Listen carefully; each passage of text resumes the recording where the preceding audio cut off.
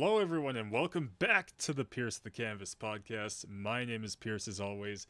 How have y'all been? It's been a while.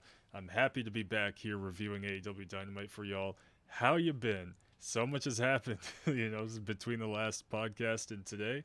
Holy smokes, we have so much stuff going on. Adam Cole, of course, still here in AEW with Bryan Danielson, CM Punk. These guys just running wild all the time, having amazing matches. Of course, last week we came off a historic match, 60-minute draw between Adam Page and Bryan Danielson. So, of course, this week we're building off of that, going off what's been going on there. We had a really good episode of Dynamite, in my opinion, with very, very few lows, if any, and amazing highs. In my opinion, the main event that we got today was a pay-per-view level main event. I absolutely am convinced about that. Even though it was like a six-man tag, I wasn't necessarily expecting it to be as good as it was. It was quite awesome. And of course, this is the second last Dynamite. Yeah, the second last Dynamite until next year. So the next couple weeks are looking pretty big. Of course, we also found out tonight that in 2 weeks we'll be getting the rematch between Adam Page and Bryan Danielson for the AEW title, and we'll be talking about that. There's some stuff added to that match. We had a promo segment during the show today to talk about that. We also found out more information today about the Owen tournament that will be coming up. So there's a lot of information on the show. Pretty important Dynamite for what's going to be coming up over the next several weeks.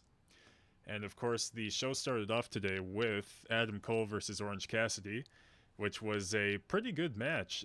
They kept the antics for the most part at a low, especially at the beginning. They didn't take too much time doing all the Orange Cassidy stuff. Technical exchange actually for quite a while, maybe for the first 5 minutes almost of the match. Eventually Adam Cole gets an advantage with a backstabber, and Orange gets a diving crossbody and does a comeback. Later in the match, the Young Bucks and Cutler make their way to the ring. Cassidy takes out Cutler. The Best Friends come out to take out the Bucks. And we got quite the surprise during this match, too. Cole sets up a boom as Cassidy's on the steps. Cassidy dodges and Adam Cole injures the knee. Strike exchange ensues. Cassidy does his weak kicks and lands thrust kicks, and Cole reverses it into a brainbuster. Cole is setting up for another brainbuster. Cassidy reverses. He reverses it to a Slumdog Millionaire, as well as landing a diving DDT. Cole's able to land an Ushigoroshi. Cassidy lands Michinoku Driver. Cassidy equips the Shades for a dive, but eats a super kick on the way down. And Cole is able to land a Panama Sunrise for a near fall. I swear, this guy's never won with that finisher in this league so far in AEW. He's just been winning with the boom. I don't know, the Panama Sunrise is such a damn cool move. They keep bearing it on the show, or at least it's kind of how it feels. So at this point, Cole, after the Panama Sunrise, is setting up for a boom. Cassidy dodges and lands a beach break for a near fall. His beach break, pile driver kind of move. And so what do we get next? Bobby Fish comes out for a distraction. And it lasts kind of a while, maybe 10 seconds. Bobby Fish is just standing there, kind of distracting the ref. And behind him, we see a very familiar face. The third member of the Undisputed Era from NXT, Kyle O'Reilly. Kyle O'Reilly is All Elite. I'm sure many of us expected it. It really, even when it happened, it just felt yeah, this is supposed to happen. Yeah, he's here. It didn't feel oh, he's actually in AEW. It's oh, yeah. I kind of just, figured he was going to show up, so he showed up. And he attacked Cassidy while the referee was distracted. Cole's able to land the boom on Cassidy for the win. The Best Friends come out for the save, since now Orange Cassidy is left on his own here.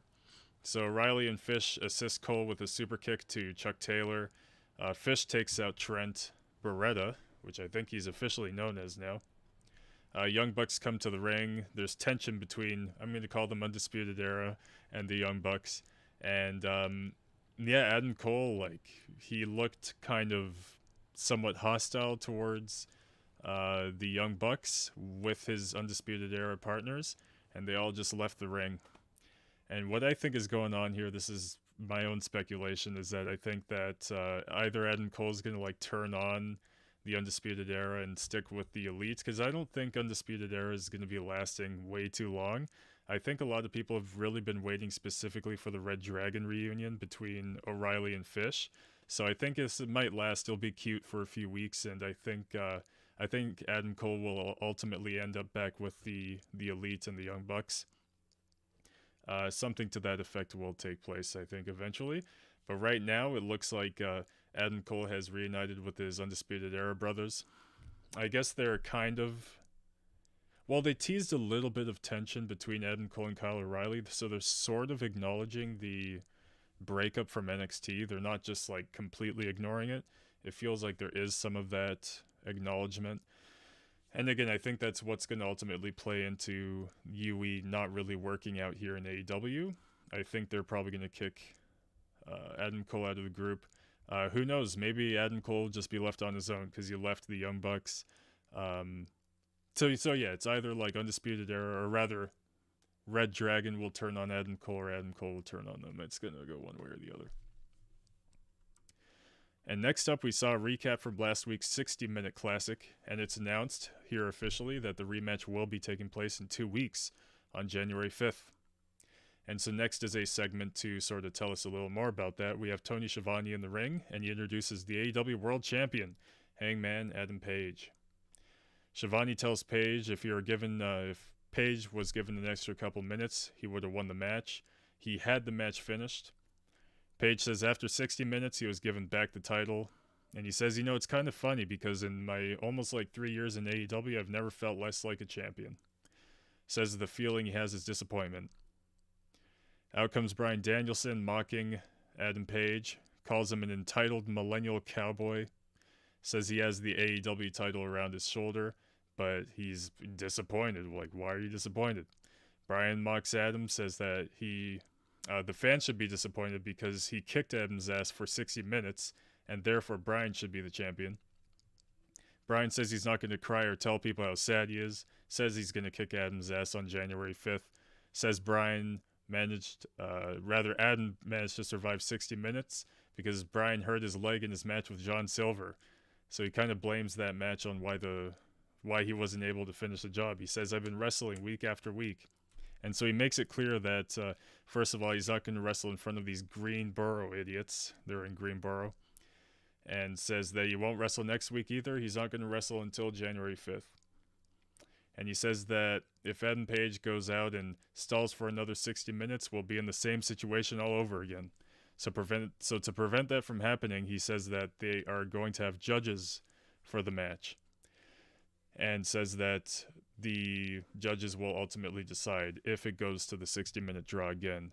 And that brings up the question, like, should these guys really be putting on another 60-minute match on TV? And then, my answer to that, honestly, is like, no, I don't think you should do that again. And then it begs the question of, like, well, why even bring these judges here? Like, because they're not even going to have to. Because in my opinion, it's not going to go to 60 minutes again. I think there will be a decisive winner before the 60-minute time limit. So it's like, why even bring in these judges? I don't think that it's going that long. And again, if it doesn't, then what, the judges just leave? Like, they just came, got a payday, and left. And of course, if the judges are put into use, that means that we're getting a 60-minute match again, which I don't know how great an idea that is. But they kind of booked themselves in a strange corner here, in my opinion, for this reason. It's not a huge deal, but it is awkward. And also Adam's response to all this was awkward. In fact, it left me a little confused. I meant to actually rewatch it, but I forgot to. I had to rewatch the end of the first match, and then I forgot to rewatch this part. So Adam says it's a creative idea, and Adam says, I've been thinking about it too. I thought of an Iron Man match. I thought of a ladder match. He even says, I thought of an Inferno match. Says Bryan took him through an hour, dragged him in deep waters. Says in the final seconds, though, that he swam, and says something to the effect of he's okay with the judges being there. Give some guys a payday. But then he contradicts that by saying that he's gone too far for the title and spilled too much blood for the title for some old guy to tell him he's not good enough. I was actually experiencing a little bit of interference in my watching the show here, so I think I may have missed like a thing or two that he said. But so 1 second he's saying that he's okay with the judges, and then the next he's like, "Oh, some old guys are gonna tell me what to do." But I think what he was ultimately saying is that he will be able to beat Brian before the 60-minute time limit, so there won't even be any need for these judges, which again just makes this whole thing a little like awkward. It's not their first time doing the judges thing, and the last time there's judges, it didn't go to the time limit. It was Cody Rhodes versus Chris Jericho, I think, at like Full Gear, the one where he had his stipulation where he'll never wrestle for the title again. I think it was that match. Anyway, yeah. So anyway, looks like we're getting judges for the next match. There will still be the 60-minute time limit. We'll see if it goes the length. I don't think it will, nor necessarily should, but we'll see how it goes. So next we hear from MJF and Pinnacle. MJF tells Spears that he's a great accountability buddy. So is Wardlow. They're still, after like literally the beginning of AEW, they're still teasing the breakup between Wardlow and MJF.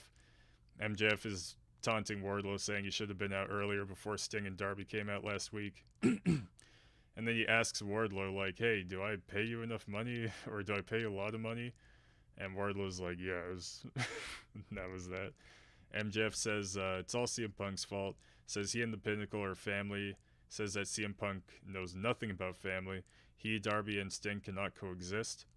Says that everything's all about CM Punk, but now that it's not, the pressure's on. Says he's rustier than the knife Darby uses to skin animals, and says something about Sting's Krusty the Clown makeup. And then FTR says that they don't have a problem with Punk, but they do now since he threatened to take their spot or something like that, or threatened their position, I don't know. Says if you want to be a king, you gotta kill the kings. And then next up we got Wardlow versus Sean Dean, or Captain Sean Dean, who is no captain on my ship, since I've never seen him win a match. Wardlow makes quick work of this guy, 2 power bombs, and wins. Spears comes into the ring with a chair to take out Sean Dean. That was that. That's literally all that happened there. So there you go. There's like a part of the show that just kind of throwaway. Pretty throwaway, to be honest. Next, we hear about Sammy versus Cody for the TNT title this Friday on Rampage. And I think they're teasing something to the effect of Dusty won something on Christmas Day one time. I'm not privy to this. I don't know what they're referring to.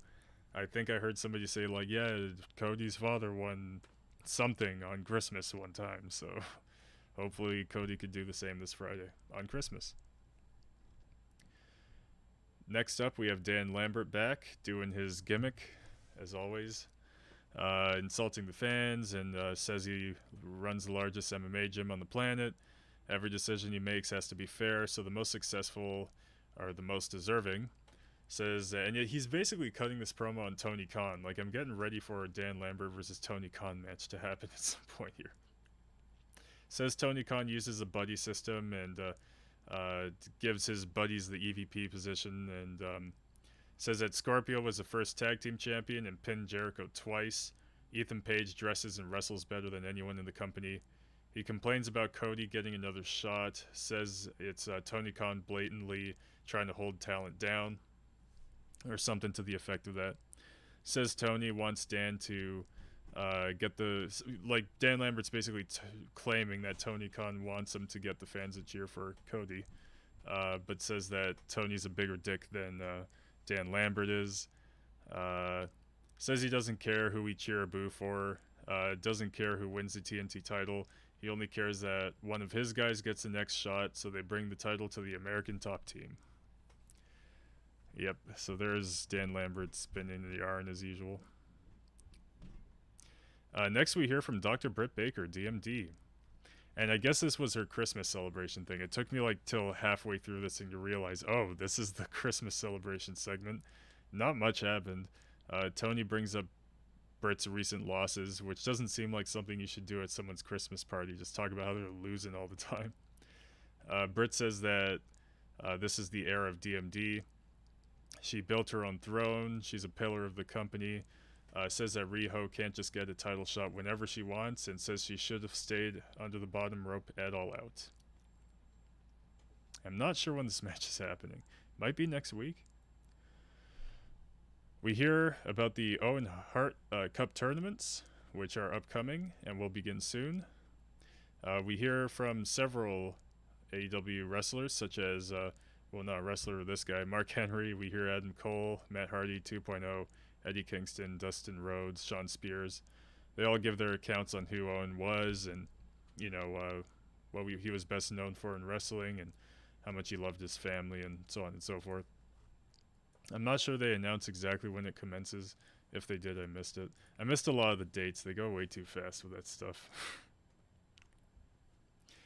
Next, we have Nyla Rose versus Ruby Soho.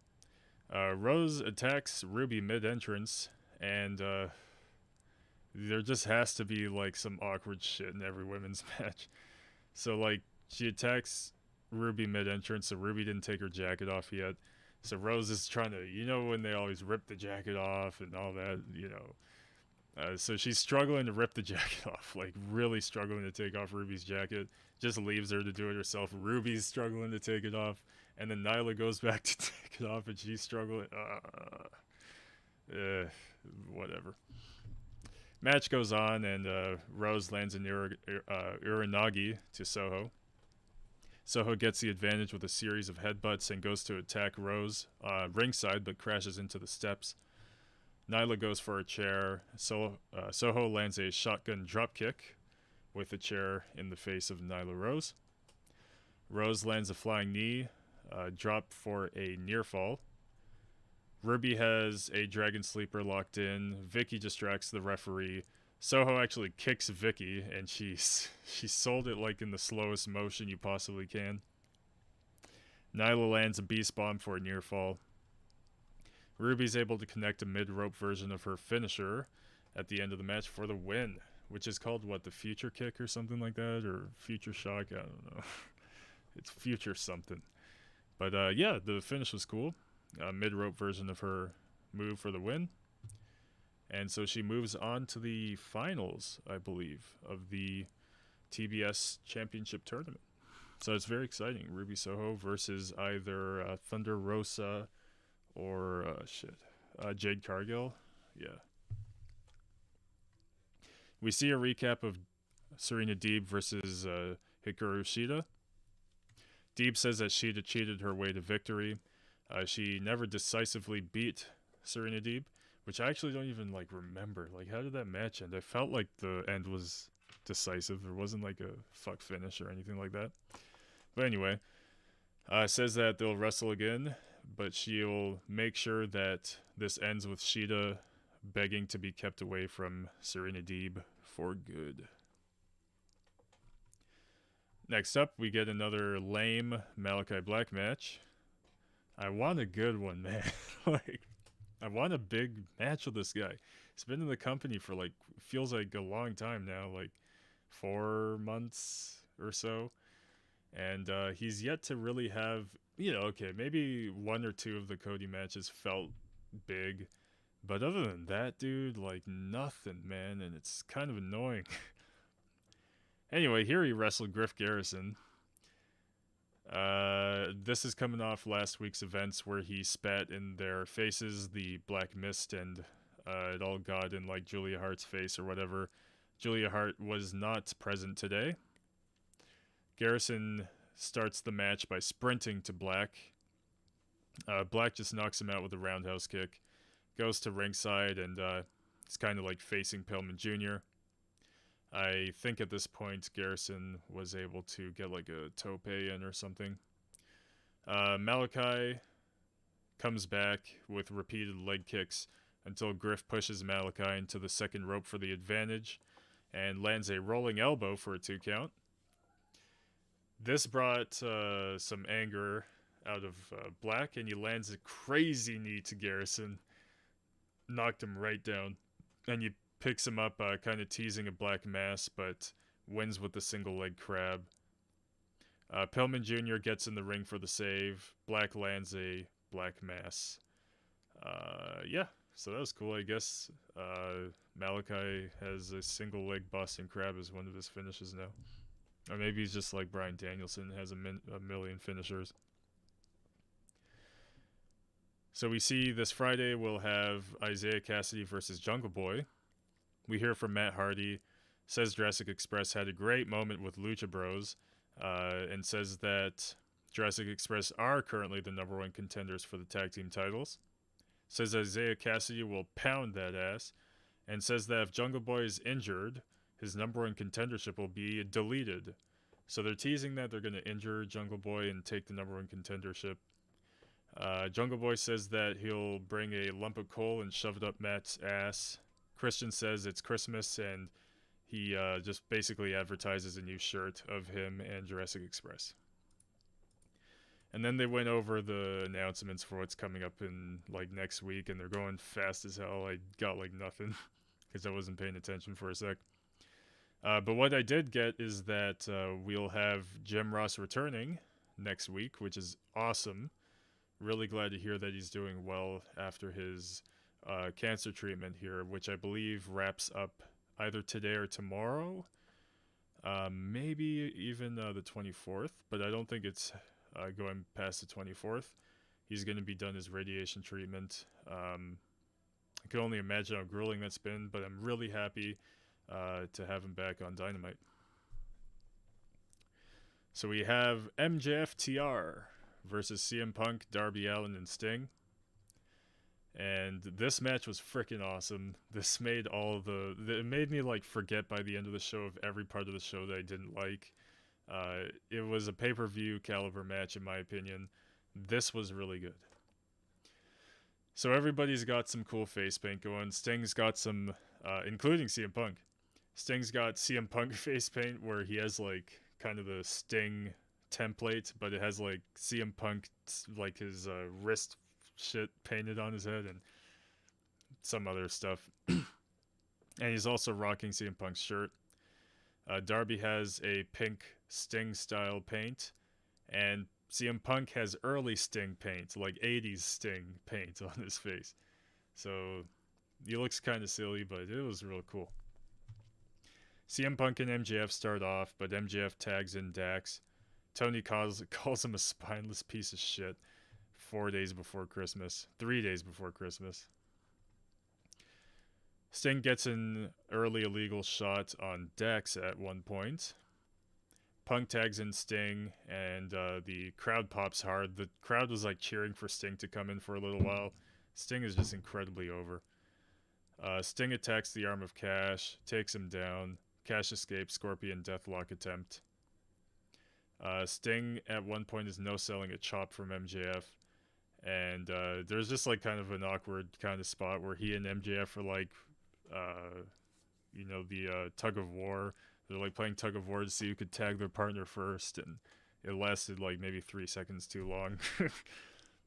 Sting tags in Punk. MJF escapes from the ring again. And at this point, MJF runs literally through the crowd. He's going up the stairs all the way up in the crowd, and CM Punk's chasing him. So they're all the way up in the stands where the fans are. We see just like nothing. We just see the crowd for like 5 seconds, and then you see MJF just running down on the other side. It was kind of funny. CM Punk's still there chasing him.